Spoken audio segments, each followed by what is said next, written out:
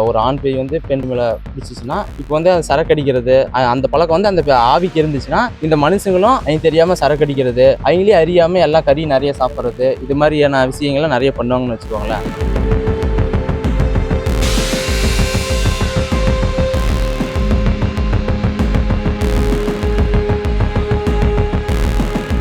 மற்ற முனிப்பு சாமிக்கும் இந்த முனிப்பு சாமிக்கும் என்ன ஒரு வித்தியாசம்னு பார்த்தீங்கன்னா, இப்போ இந்த முனிப்பு மோளான் முனிப்பு சாமியோட கண்ணு வந்து ஒரு நிஜ மனுஷனோட கண்ணை பார்க்குற மாதிரியே இருக்கும். இந்த கண்ணோட பவர்னால தான் வந்து கோயிலுக்குள்ளேயே அவங்க வரமாட்டாங்க. வெளியவே நின்றுக்கிட்டு அவங்க வந்து சத்தம் போட ஆரம்பிச்சிருவாங்க. அப்படியும் வரல அப்படின்னா பத்தி குச்சி கொடுத்து நிறுத்தி நம்ம ஒரு வட்டத்தில் நிற்க வச்சோம்னா அந்த பத்தி குச்சி மூலியமா அந்த புகை அந்த மூக்கில் ஏறும் போது ஒரு ஓங்காரம் போடு.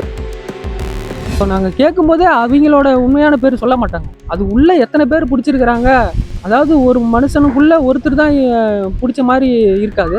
ஒரு மனுஷனுக்குள்ளேயே ஒரு 4-5 பேயெல்லாம் இருந்து நாங்கள் ஓட்டியிருக்கோம்.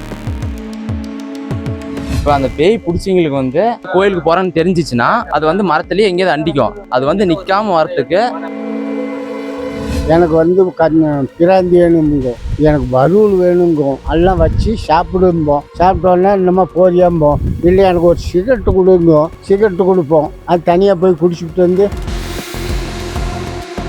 பண்ணிக்கிட்டு இருக்கிற பொம்பளைங்க பக்கத்து பிள்ளைங்க அரிய பிள்ளைங்களாம் இருந்தால் திரும்பி இதுகிட்டேருந்து அதுகிட்ட போயிடும். ஒரு மனுஷன் நார்மலாக இருக்கும்போது நார்மலாக இருப்பான். பேய் எப்போ அவன் உடம்புக்குள்ளே வருதோ அவங்களுக்கு வந்து கை கால் வலிக்கிறது, அந்த பேய் ரொம்ப அதிகமாக சாப்பிடும். அளவுக்கு அதிகமாக சாப்பிட்னா இந்த உடம்புக்கு வந்துச்சுன்னா இவங்களும் அவங்களே கண்ட்ரோல் பண்ணாமல் அவங்களே நிறைய சாப்பிடுவாங்கன்னு வச்சுக்கோங்களேன். எப்பயுமே 1000கணக்கான கடாயி 2000கணக்கான கோழி சேவல் காலையிலேருந்தே வெட்டிக்கிட்டே இருப்பாங்க. என்ன ஒன்றுனா காலையிலேருந்து ஒரு 12-1 மணி வரையுமே ஒரு இரும்பு சங்கிலி மாதிரி கேட்டு மாதிரி இரும்பில் வந்து போட்டுருக்காங்க. பிரிஞ்சு வந்து பார்த்தா அந்த கதவு வந்தெல்லாம் உடச்சி எல்லாம் நாராக போய் எல்லாம் செதறி கடந்துருக்குது. அப்புறம் அடுத்த நாளே வந்து சாமி ஆடி என்னை வந்து இப்போ நீங்கள் கட்டி போட்டு அடைச்சிட்டிங்கன்னா நான் எப்படி நைட்டில் வேட்டைக்கு போவேன்.